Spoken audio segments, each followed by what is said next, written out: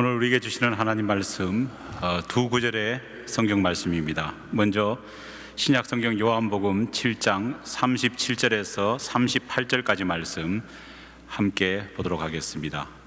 신약 성경 156면에 기록되어 있습니다. 요한복음 7장 37절에서 38절까지 말씀, 주신 하나님 말씀을 봉독하여 올리겠습니다.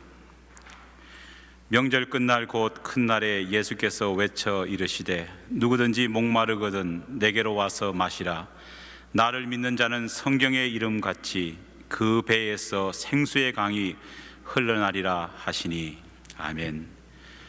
또 한 구절의 말씀을 보도록 하겠습니다.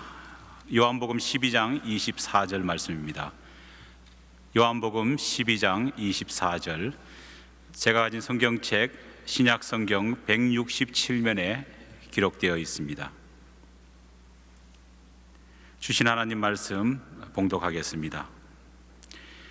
내가 진실로 진실로 너희에게 이르노니 한 알의 밀이 땅에 떨어져 죽지 아니하면 한 알 그대로 있고 죽으면 많은 열매를 맺느니라.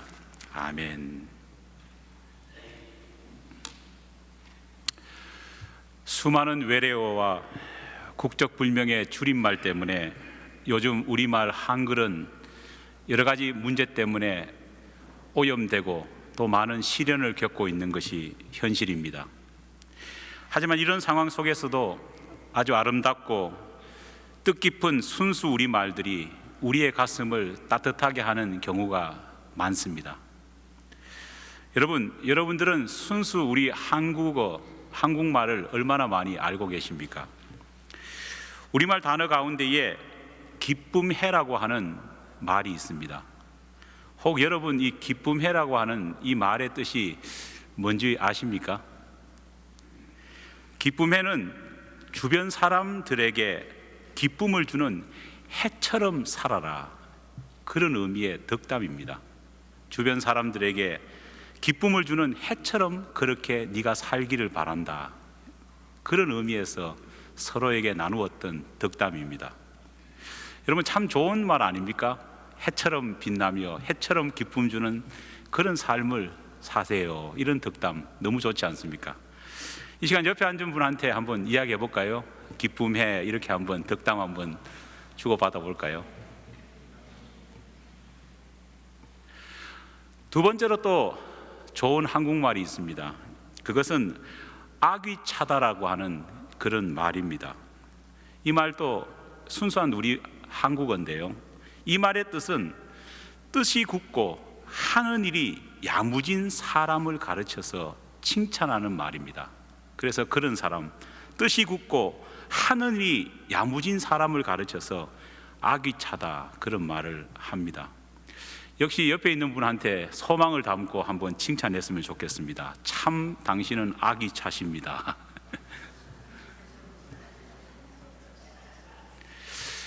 예.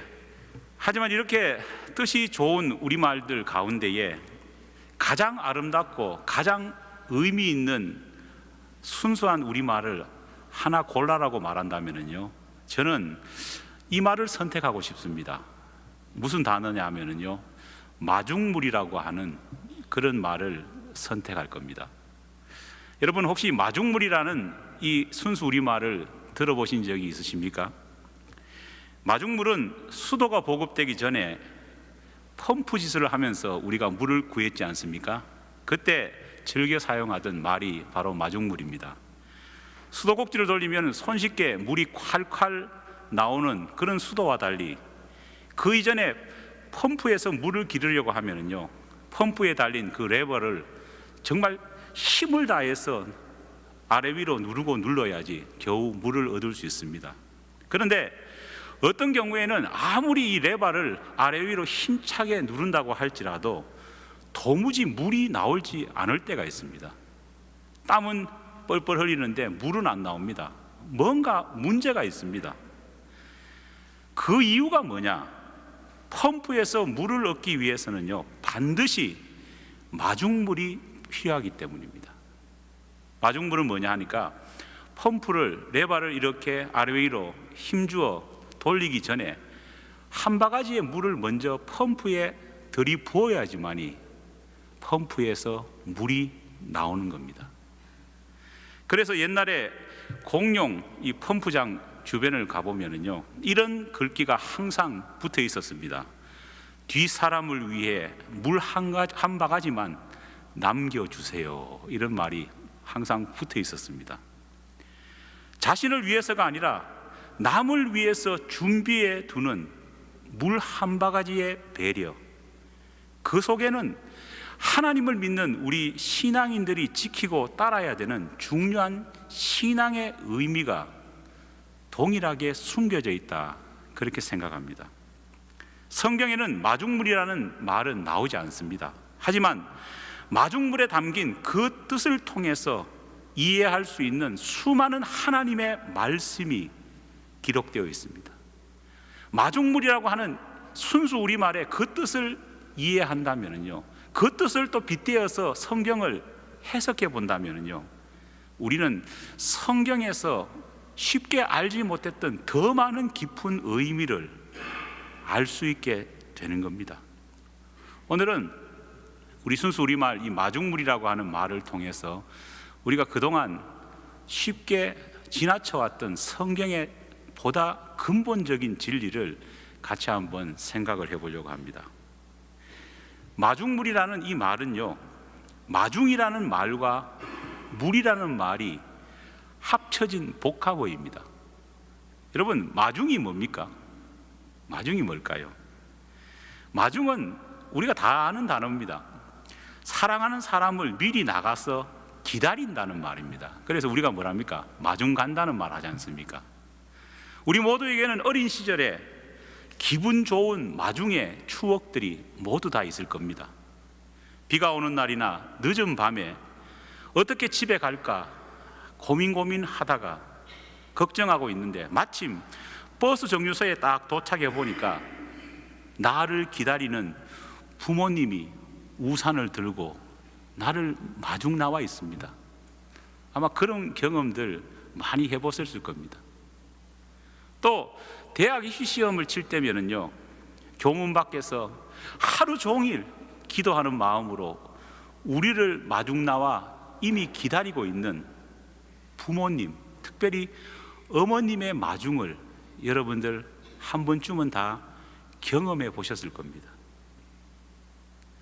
마중물은 이처럼 소중한 누구에게 시원한 물이 되기 위해서 자기를 희생하면서 물 한 바가지 준비해 주는 그 마음으로 미리 어떤 사랑하는 사람에게 마중 나가는 그런 마음입니다. 예수님께서 보여주신 우리를 향한 사랑의 원리 역시도요, 이 마중물에 담긴 그 뜻을 이해한다면요, 주님이 베푸신 사랑과 의미는요, 더욱더 풍성해질 수 있습니다. 첫 번째, 오늘 함께 읽은 본문인 요한복음 7장 37절에서 38절 말씀을 보면은요, 이런 말씀이 기록되어 있습니다. 누구든지 목마르거든 내게로 와서 마시라. 나를 믿는 자는 성경의 이름과 같이 그 배에서 생수의 강이 흘러나리라. 믿습니까? 타는 듯한 인생의 갈증 속에서 살아가고 있는 인생입니다. 그 인생에게 생수를 주시겠다고 하신 이 주님의 은혜의 약속이 얼마나 큽니까? 누구든지 예수님께 나오면은 주님께서 그의 갈증을 해소할 수 있는 생명수를 째째하게 한두 병 주는 것이 아니라 강처럼 마음껏 마시게 해주신다 약속하고 있습니다. 하지만 이 말씀을 대하면서 우리가 잊어버리지 말아야 될 것이 있다는 겁니다.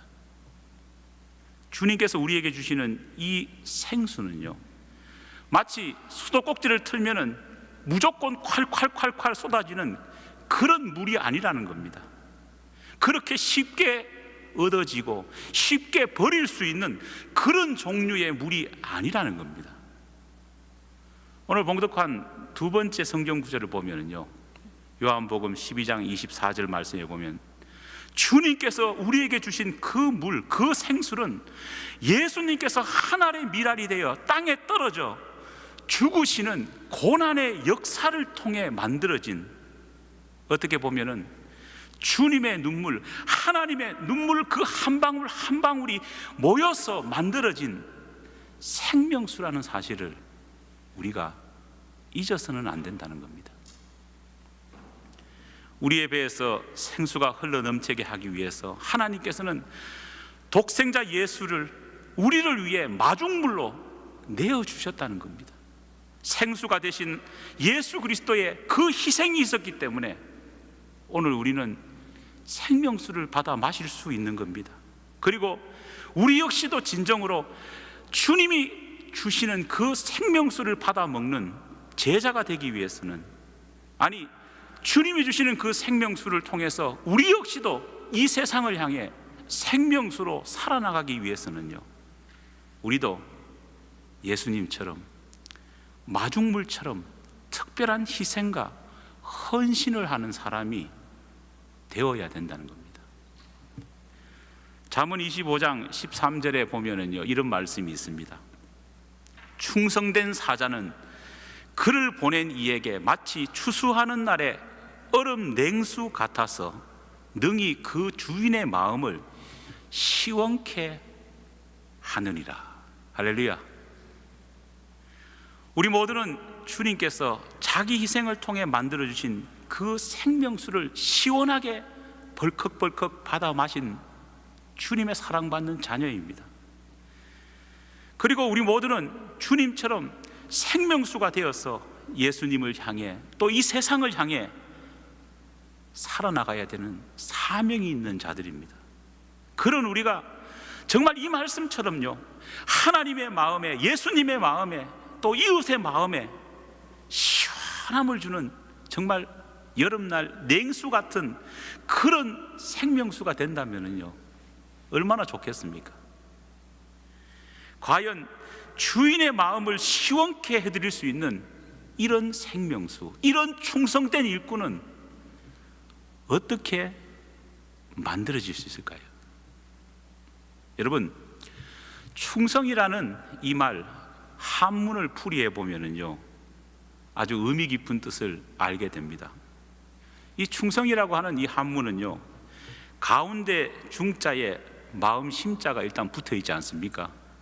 그리고는 말서문자에 이룰 성자가 또 붙어 있습니다. 풀이하면 이렇습니다.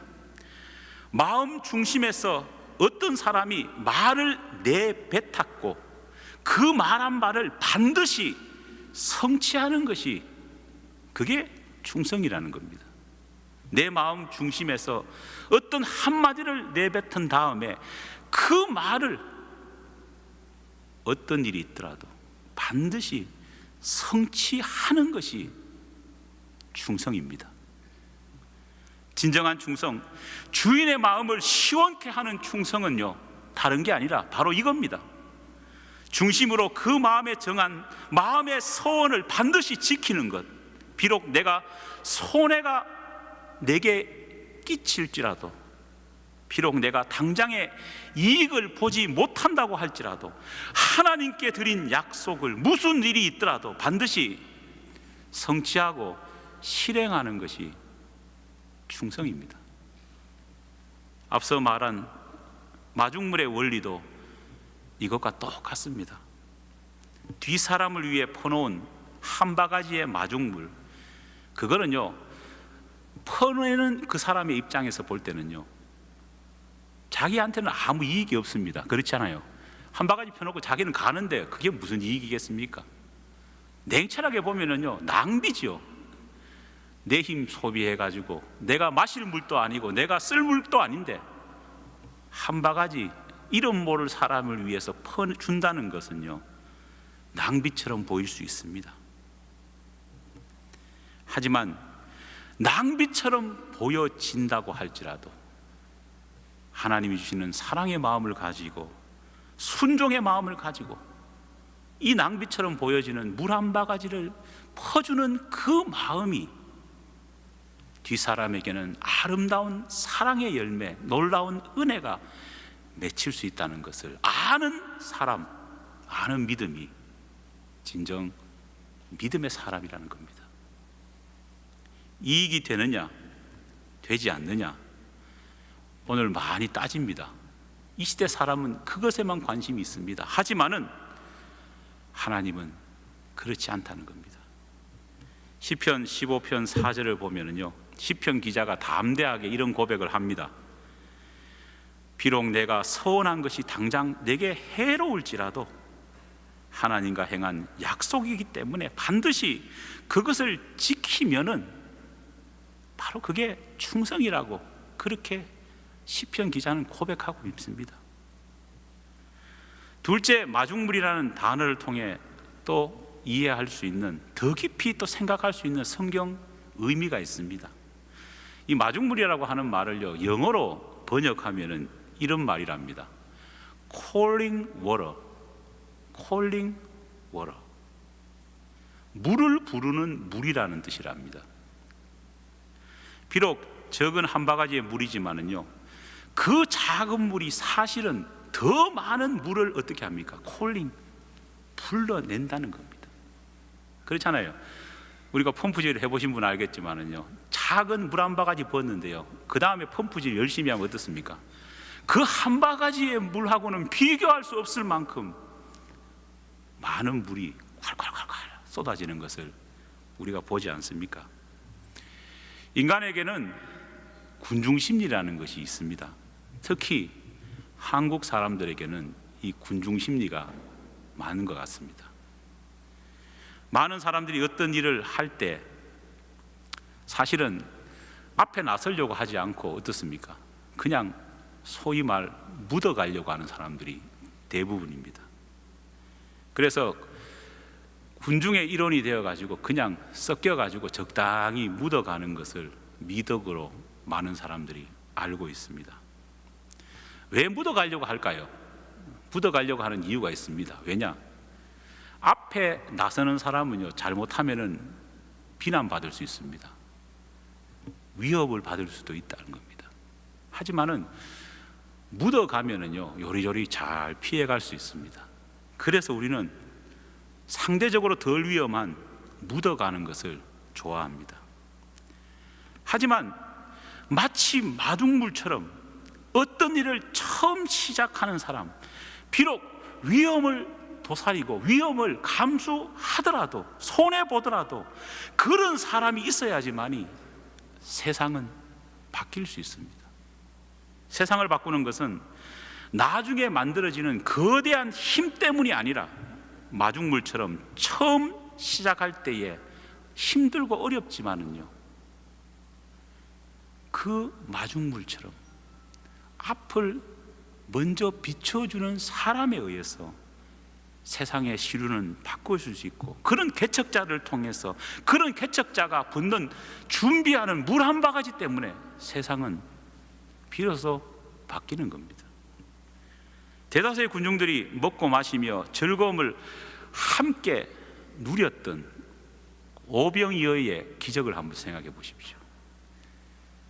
장정만 5천 명, 사람 다 합치면은요, 좋게 2만 명이 넘는 사람들이 그날 정말 배부르게 먹었습니다. 배부르게 먹은지 어떻게 아느냐? 12강줄이나 남았잖아요, 그죠? 만약에 배부르게 안 먹었으면 남지도 않았죠. 엄청나게 남았을 겁니다. 그런데 성경은 분명히 기록합니다. 배부르게 먹은 그 2만 명의 사람의 이름을, 그 사람이 행한 것을 성경은 주목하는 것이 아니라, 놀라운 오병이어의 기적은요, 믿음으로 순종해서 자기의 비천하지만은 마중물과 같은 도시락을, 주님의 기적을 사모하며 내어놓은 그 어린아이의 마중물과 같은 그 정성이 있었기 때문에 놀라운 역사는 일어났던 겁니다. 같이 배불러 먹었던, 그냥 군중 심리에 휩쓸렸던 그 사람을 성경이 기억하는 것이 아니라 그 어린아이의 행위는 성경에 분명히 기록되어 있습니다. 여러분, 사렙다 과부의 기적의 역사를 알고 있지 않습니까? 어떻게 그 역사가 일어났습니까? 선지자 엘리야가 배고파서 어떻게 할까 고민할 때에 자기도 가진 것 없었지만은요, 그 과부가 하나님의 말씀을 의지해서 그 선지자에게 자기 먹을 것, 그 마중물과 같은 작은 것 내어놓았을 때에 놀라운 기적이 일어났지 않습니까? 그 이후에 그 여자가 아마 팔았을 그 기름 받아 먹은 사람 아무리 많다고 할지라도 성경은 그들이 누군지 신경 쓰지도 않습니다.